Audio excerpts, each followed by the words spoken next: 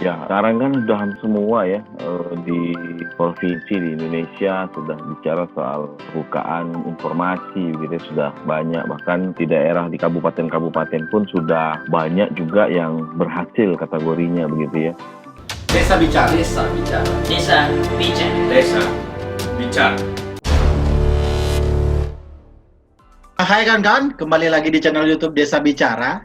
Kali ini Desa Bicara berkesempatan diskusi nih dengan salah satu orang muda lah ya. Ada Bang Herfriadi Adi. Dalam diskusi ini kita melalui media Zoom ya, memanfaatkan teknologi karena masih ada jarak di antara kita. Aku panggilnya Bang lah ya, atau Mas Adi. Abang-abang.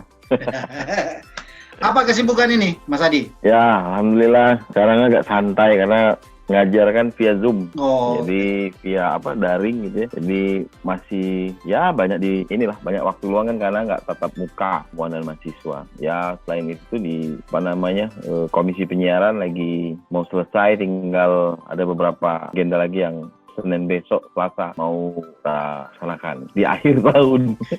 Oke. Nah, ini kan terkait dengan ini, karena Mas Adi ini juga berkecimpung di KPID. Bagaimana sih sebenarnya keterbukaan informasi atau akses informasi bagi masyarakat ini secara umum, misalkan kalau misalkan di kabupaten seperti apa, provinsi seperti apa begitu, soal keterbukaan informasi ini.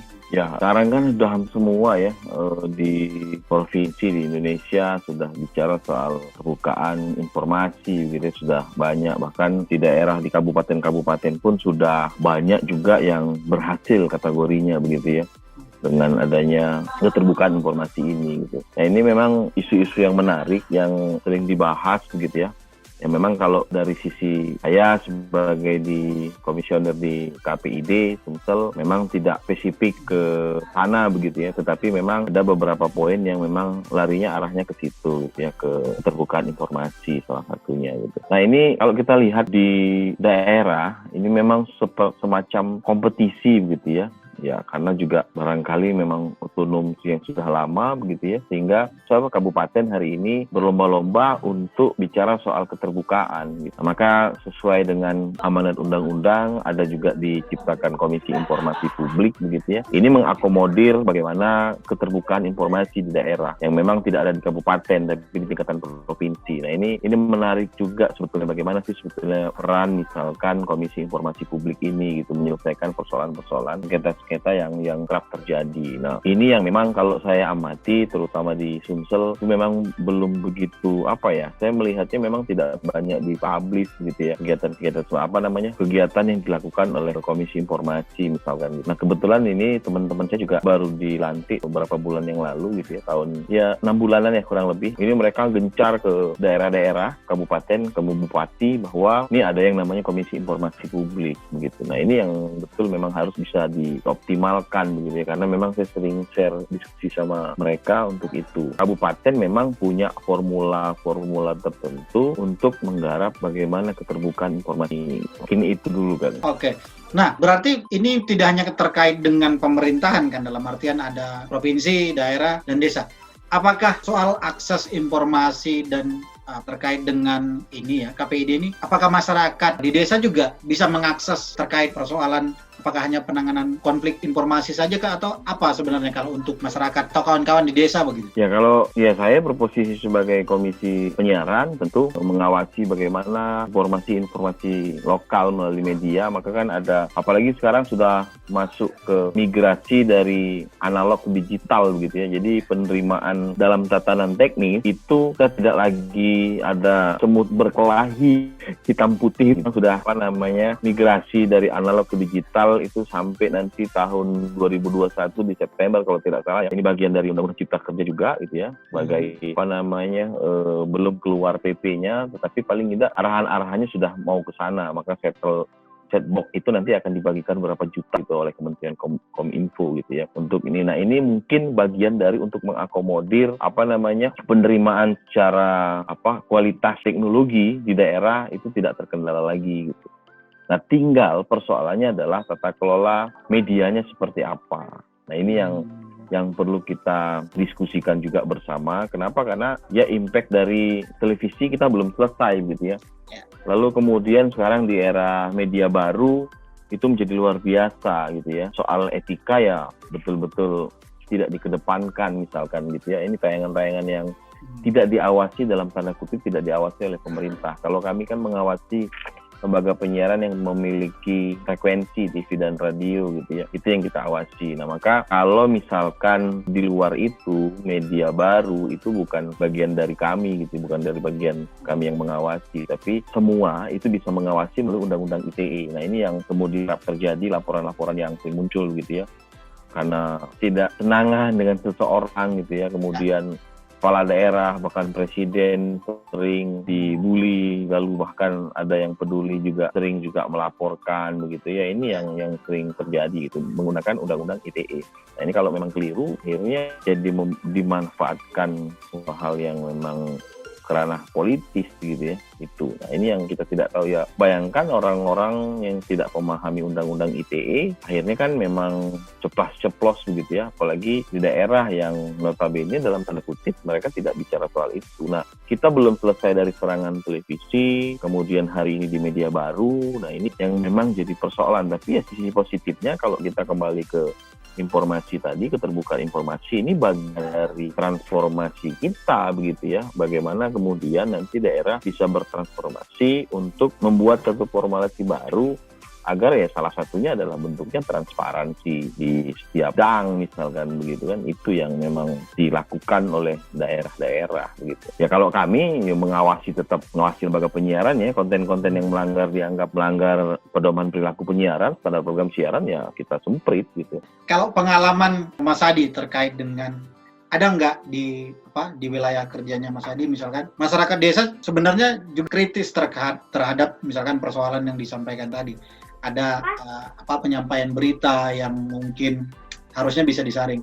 Ada nggak pengalaman praktek di lapangan begitu? Yang ya sekarang kalau dalam pengawasan sih sebetulnya miris begitu ya. Miris itu karena memang sekarang sudah di era media baru, radio itu hari ini ya mungkin zamannya kita gitu ya, kita lu dan gue gitu ya kurang lebih itu masih ya kita paham gitu loh dengan ya dulu zaman mengirimkan atensi radio gitu ya ke pacar gitu, gitu ya. Sekarang orang nggak tahu lagi. Kalau ditanya mungkin seumuran kita dulu ditanyain radio hari ini ya nggak tahu, anak-anak muda tuh nggak ada yang tahu. Jadi saya keliling di banyak kabupaten ya, lembaga-lembaga penyiaran seperti radio swasta itu sudah mengeluhkan dan memang mereka sudah mau banyak mengangkat bendera putih gitu loh, nyerah karena memang posisi mereka ya pendengar sudah berkurang karena memang saingan dengan media baru ini jadi luar biasa. Orang tahunya selebgram gitu ya, nggak tahu penyiar radio. Kalau kita kan dulu ada penyiar radio favorit gitu ya.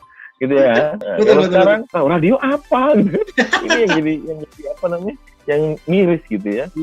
Sedih gitu. Nah, makanya saya coba dengan teman-teman radio nanti melalui PRSNI mencoba membuat satu kampanye lah, menggalakkan kembali radio. Kita coba dulu gitu kan, walaupun ini mau nggak mau konsekuensi dari perkembangan teknologi komunikasi gitu ya, tapi paling tidak kita coba kembangkan itu di tahun depan, mengkampanyekan untuk radio-radio di Sumatera Selatan. Paling tidak semua harus bergabung untuk menarik kembali pendengar-pendengar anak-anak muda.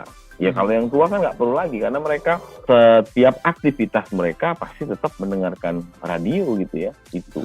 Nah tapi kalau anak-anak hari ini, anak muda yang hari ini nggak paham gitu soal radio itu apa, makanya kita coba mengkampanyekan itu, lalu nanti outputnya kita berikan model-model pelatihan kecil-kecilan lah ya untuk anak-anak SMA, bagaimana sih sebetulnya etika, attitude di dalam dunia penyiaran begitu ya, sehingga mereka kalau mau bikin podcast sendiri pun mereka sudah ada sudah tahu oh ini etikanya seperti ini, oh bagaimana sih jadi seorang penyiar radio gitu kan, tidak hanya ceplos-ceplos ngomong tapi ada juga kata-kata yang harus ditahan dalam tanda kutip, tidak boleh disampaikan misalkan gitu. Itu yang kita coba galakkan di tahun 2021 nanti. Sedih kita kalau lihat radio, apalagi televisi lokal itu sudah menjerit-jerit mereka.